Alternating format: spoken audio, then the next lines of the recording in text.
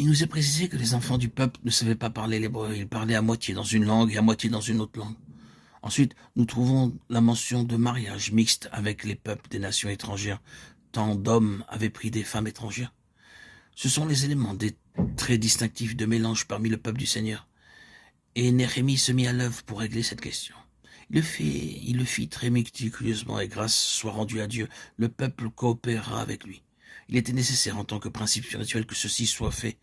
Mais ici, encore le mélange étant l'une des conditions représentées par la muraille était en ruine et détruite parce qu'il n'y avait pas de pureté en Israël. Dans sa reconstruction, c'était une protection contre le mélange du sang.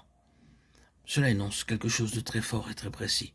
La nécessité pour ceux qui déclarent avoir une place dans la cité de Dieu, dans l'église de Dieu, dans le royaume de Dieu, de pouvoir prouver que leur sang est pur, qu'ils sont réellement nés d'en haut, qu'ils ont en eux la vie pure du Seigneur, qu'ils ne sont pas un peuple mélangé dans leur constitution.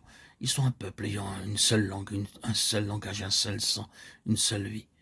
La muraille, énoncée dans le livre de Néhémie, étant réédifiée, devait donc être un témoignage à une mise en ordre dans le domaine du mélange au sein du peuple du Seigneur. Une pureté de sang, une pureté de langage, une pureté d'adoration. Vous savez combien il est possible de rendre ces choses confuses? Très souvent, vous trouvez des gens qui emploient le langage ou la phraséologie, mais vous reconnaissez à peine ce qu'ils expriment comme le langage de l'esprit. Oh, ils possèdent toute la phraséologie chrétienne, mais il y a ici beaucoup de mélanges et de contradictions dans leur vie. Il doit y avoir un peuple au langage pur qui parle vraiment le langage de l'esprit. N'est-il pas vrai qu'il y a beaucoup de chrétiens professant qui ne parlent pas le langage de l'esprit? Beaucoup parmi vous savent ce que je veux dire. Oui, il nous manque quelque chose. Il y a quelque chose dans la façon de parler du christianisme et de la religion qui n'exprime pas qu'ils soient réellement nés d'en haut. Et si je termine avec cette autre chose, cette défaillance dans la dîme, Malachie dépeint les conditions qui prévalaient en ce temps-là. Tient le peuple responsable des défaillances dans le domaine de la dîme du Seigneur. Il dit en parlant de la part de Dieu, vous me trompez la nation tout entière et vous dites, en quoi t'avons-nous trompé? Dans les dîmes et les offrandes, Malachie 3.8. Il y avait donc de la défaillance dans la question de la dîme. Mais de quoi s'agit-il?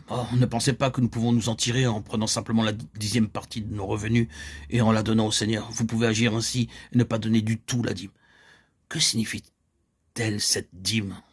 Les choses se pratiquaient ainsi. Les dîmes étaient tirées de tout, de leur salaire, de leurs champs, de leurs vignes, de leurs troupeaux. Et voici ce qui se passait. Le fermier ou le vigneron ou le berger veillait soigneusement sur les premiers fruits mûrs, les premiers produits atteignant la maturité, le premier animal qui venait à naître, à vivre. En supposant qu'il s'agissait d'un champ, alors que le blé poussait, il observait et, tandis que le moment s'approchait, il sortait pour voir l'état du blé et veillait sur les premiers épis mûrs. Et aussitôt qu'il apercevait des épis mûrs, il n'attendait pas que toute la moisson mûrisse. Ils amenaient ces épis à la maison de Dieu. Il disait en réalité, ceci représente le fait que tout appartient au Seigneur. Ceci représente des arts, des prémices de ce qui est à venir. C'est tout à toi. Et je donne ceci comme un gage que tout est à toi, que tu as la première place, c'est toute la place.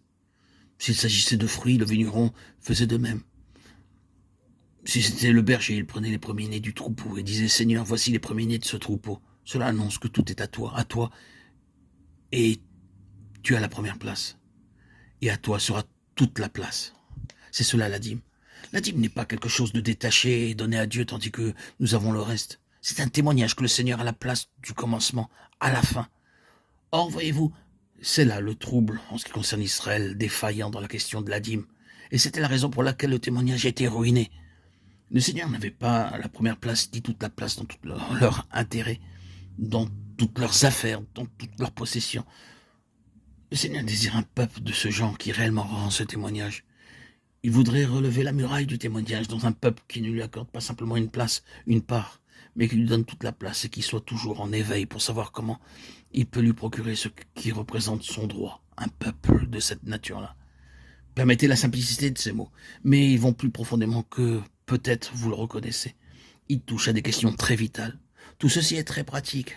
Quand Néhémie redressait ces choses, il n'édifiait pas simplement une muraille, il redressait les choses que la muraille représentait. Le témoignage était soutenu par une réalité spirituelle se trouvant à l'arrière-plan. C'est là ce que le Seigneur désire.